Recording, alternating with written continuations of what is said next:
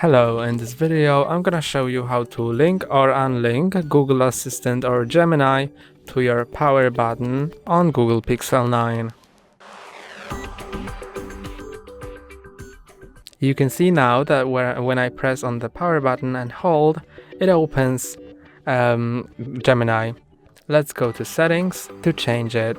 In settings, go to system. Then gestures.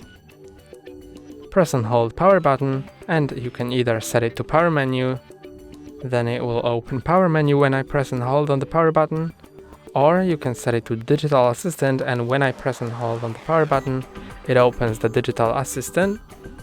And if you want to open power menu when digital assistant is set to power to the power button, you need to click on power and volume up at once, and it will open the power menu.